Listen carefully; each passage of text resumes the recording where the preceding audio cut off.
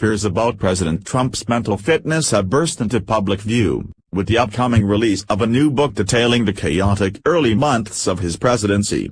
While the concerns are being voiced almost exclusively by Trump critics and media figures, public figures openly questioning whether the president is mentally unwell is virtually unprecedented. White House Press Secretary Sarah Huckabee Sanders on Thursday faced questions for the second consecutive day about Trump's fitness to serve as commander-in-chief. "It's disgraceful and laughable. If he was unfit, he probably wouldn't be sitting there, wouldn't have defeated the most qualified group of candidates the Republican Party has ever seen," Sanders said, calling Trump an incredibly good and strong leader.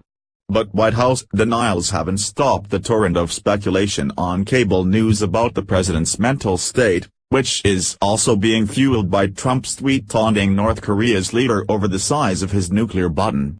Some people have even floated the far-fetched possibility of invoking the 25th Amendment, which allows the vice president and a majority of the cabinet to remove the president from office if they decide he is unable to discharge the powers and duties of his office.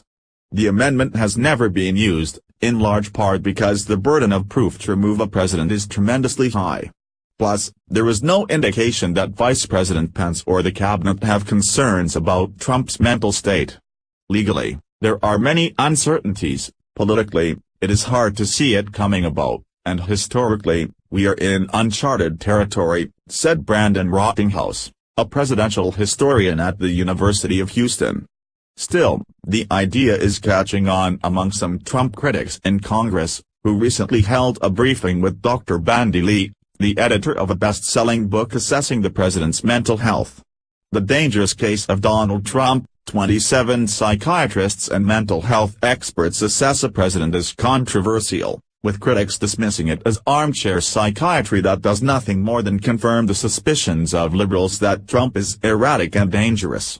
The American Psychiatric Association prohibits doctors from diagnosing public figure from afar, but Lee says she's merely observing behavior that she believes deserves a diagnosis.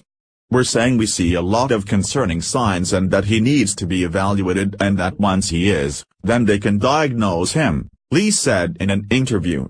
Among the behaviors Lee singled out, she says that verbal aggressiveness indicates physical aggressiveness is not far behind, that Trump has a history of boasting about sexual assault, that he has incited violence at rallies, and that he is taunting a hostile nation with nuclear power. "We have a duty to warn potential victims to keep them from danger," Lee said. Why would that not apply to a public figure? Christopher Ruddy, a longtime friend of Trump and the CEO of the conservative Newsmax media, said that it's unprofessional for Lee and others to judge Trump's mental state without examining him or meeting him in person. Ruddy told CNN he spoke with Trump roughly half a dozen times during his holiday vacation in Florida and never noticed anything that I thought would show he was mentally unfit for office. Ruddy admitted Trump has a theatrical flair and likes to call people names, but said it's absurd and unfair to use that as proof he has mental health problems. "I think when you have Michael Pence, Jen Mattis, Jen Kelly, nobody around him is thinking that, and I don't think they would risk the country's security if they thought he was not fit or able to conduct the office of the president," he said.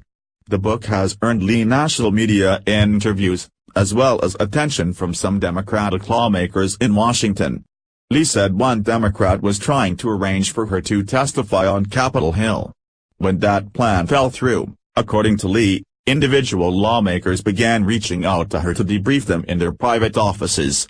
Later this month, Lee will speak to more than a dozen lawmakers at their home of Rep. Rosetta Laurel, Connecticut. "They basically tell me that you don't have to convince us, we're already concerned," Lee said.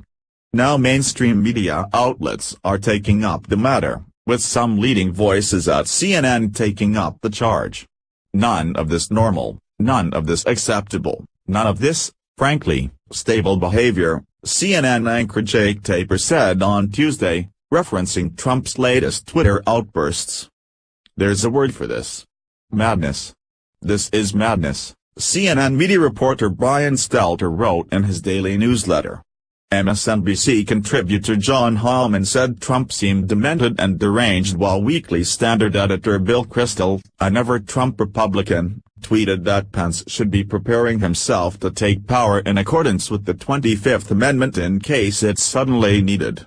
Trump's allies in conservative media are furiously beating back at the charge that he's mentally unfit to be president, calling it a desperate attempt to undermine the president. Two of Trump's favorite Fox News shows, Fox and Friends and Hannity, have featured clips of media personalities and Democrats alleging that Trump is mentally unstable as evidence of anti-Trump hysteria. They want to all to each other, Hannity said Wednesday night. It's like a competition. Let's see who can be the most anti-Trump, and if one liberal media personality said President Trump is demented, then another has to step in and say no. He's really demented. Really? Hannity likened Trump's critics and the media to drug addicts who crave their next Trump tweet. He was responding to a nuclear threat from North Korea, the host said of the president. Not only are they all a bunch of sheep, you notice they also pretty much say the same thing.